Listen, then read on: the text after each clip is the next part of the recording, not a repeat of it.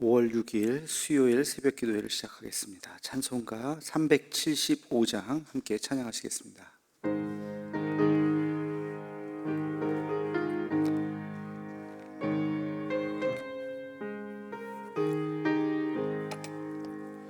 나는 갈 길 모르니 주여 인도하소서. 어디 가야 좋을지 나를 인도하소서. 어디 가야 좋을지 나를 인도하소서. 아무것도 모르니 나를 가르치소서. 어찌해야 좋을지 나를 가르치소서. 어찌해야 좋을지 나를 가르치소서. 아이같이 어리니 나를 도와주소서. 힘도 없고 약하니 나를 도와주소서.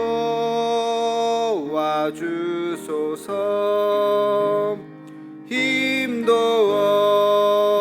없고 약하니 나를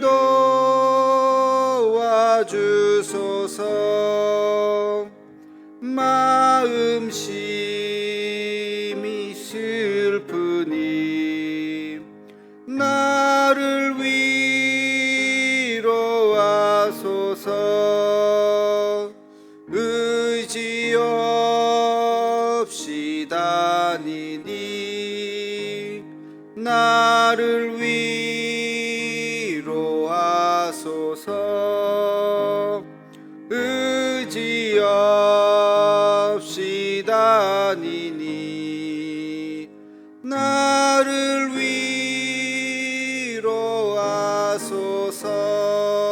위로하소서.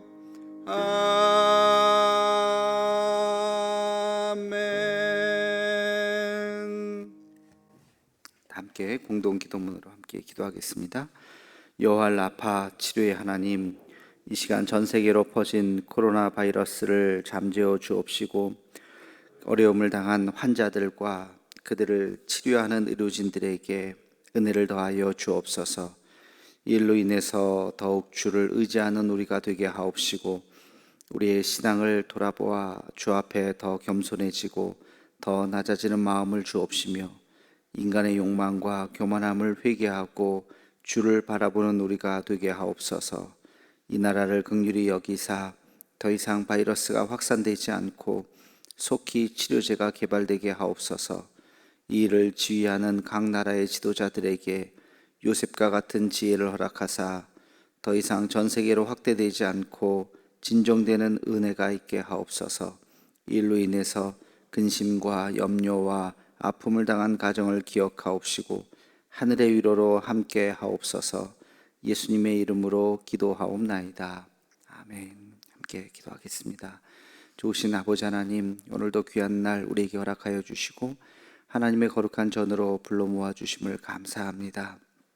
하나님, 우리의 각자의 삶의 처소에서 이 새벽 하나님 앞에 예배 드리는 분들도 계십니다. 하나님, 우리에게 날마다 허락하시는 이 생명의 양식을 허락하여 주시고 만나와 같이 내려주시는 하늘의 이 말씀의 은혜를 우리가 날마다 깨달으며 하나님의 그 믿음의 길로 온전히 걸어갈 수 있는 우리의 삶이 되게 하여 주시옵소서.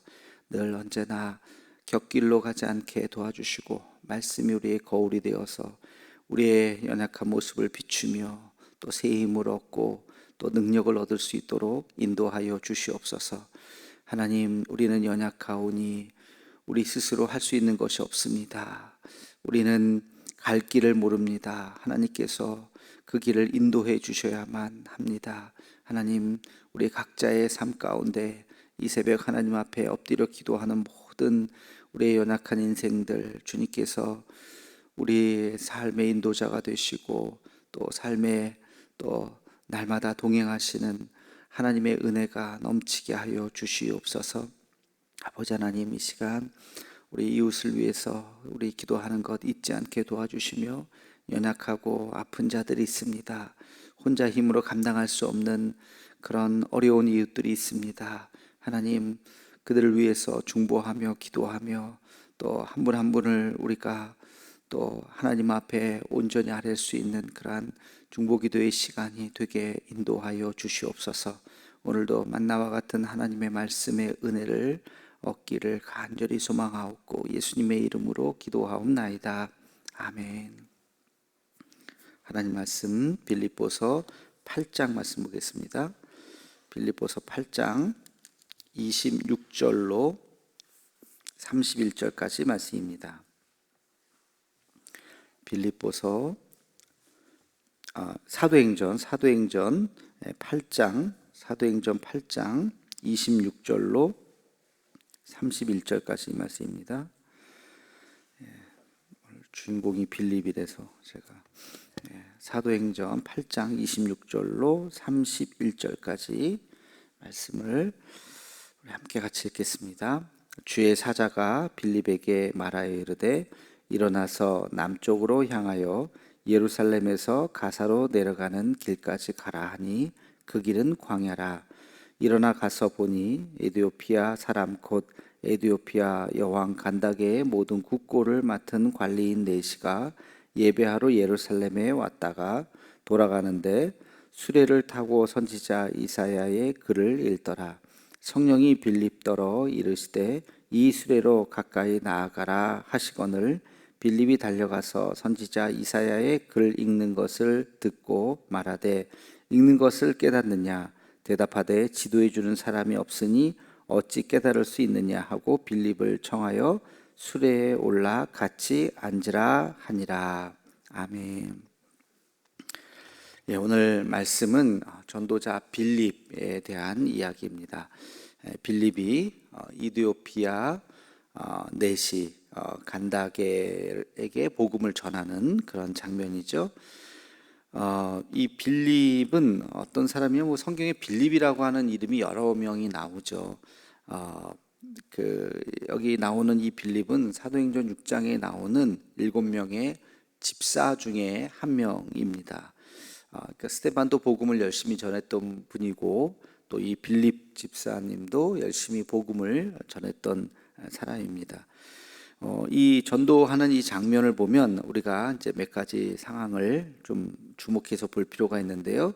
26절에 보면 그런 말씀이 나와 있습니다. 우리 함께 같이 26절 읽어보겠습니다. 주의 사자가 빌립에게 말하여 이르되 일어나서 남쪽으로 향하여 예루살렘에서 가사로 내려가는 길까지 가라 하니 그 길은 광야라. 빌립이 그 길로 왜 갔다고요? 주의 사자가 말했습니다. 다시 말해서 성령께서 빌립에게 그 길로 걸어가라고, 어느 길로 가라고 지시를 했던 것이죠. 빌립이 이디오피아 그 네시를 만난 것은 우연이 아니라 이것은 하나님의 섭리인 것입니다. 하나님께서 그 길로 가게 하셨고 그 사람을 만나게 하셨다는 것입니다. 여러분, 우리의 일상에서 살다 보면 우리의 상식과 또 우리의 생각대로 논리대로 우리가 살 때가 있지만 때때로 기도하다 보면 성령께서 우리의 삶을 인도하시는 때가 있습니다. 기도 많이 하시는 분들은 이게 무슨 말씀인지 아실 거예요. 내 생각 전혀 생각하지 않았는데 성령께서 우리의 마음을 움직이신다 하는 것을 깨닫는 때가 있어요. 빌립이 바로 그런 모습이었죠. 갑자기 성령이 마음을, 주님의 사자가 마음을 움직여서 갑자기 그 길로, 어느 길로 내려가라 그렇게 이제 이야기를 했다는 것입니다.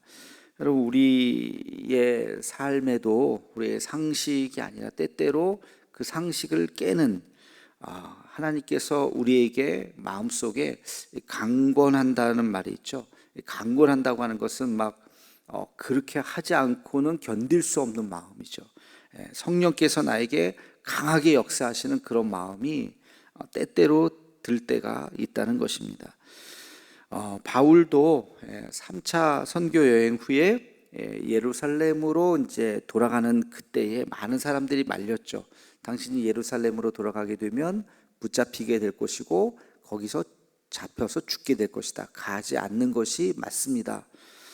합리적으로 생각해 보면 그것이 맞았지만, 그러나 바울은 기도하면서 하나님께서 그럼에도 불구하고 예루살렘으로 내려가라고 하는 것이 성령의 인도하심이라고 하는 것을 믿고, 내가 잡힐지라도 예루살렘으로 돌아가겠다, 이제 그렇게 결단을 하게 되죠. 그래서 우리의 삶에서 여러분, 우리가 기도하고 하는 그런 이유가 성령의 인도하심을 받기 위해서 우리가 기도하는 것이죠. 매일매일 이 새벽에도 우리가 오늘 하루를 살아가게 될 텐데, 오전에는 어떤 일이 있고 오후에는 어떤 일이 있고 쭉 우리의 생각, 어떤 스케줄이 있잖아요. 그러나 그 순간순간 성령 하나님께서 우리의 삶을 인도해 주시기를 이 새벽마다 기도하시고, 또 성령의 인도하심이 있다면 그것을 또 잘 분별해야 되겠죠. 분별해서 성령의 이끌리신 바대로 우리가 순종하며 살아가는 성령의 사람이 되기를 간절히 축원합니다. 두 번째, 오늘 말씀에 보면 1절에 보면 성령께서 예루살렘에서 가사로 내려가는 그 길로 가라고 해서 갔는데, 그 길이 어떤 길이래요? 그 길은 광야라, 이렇게 나와 있습니다. 그 길은 광야. 성령께서 인도해 주시는 길이라면 꽃길이 되어야 하잖아요, 그렇죠? 다 거침없는 길이 되고 형통하는 길이 되어야 할 텐데, 때때로 성령께서 우리의 삶을 인도하시는데 광야의 길로 인도하실 때가 있다는 것입니다. 여러분, 이것을 우리는 인정하고 또 받아들여야 돼요.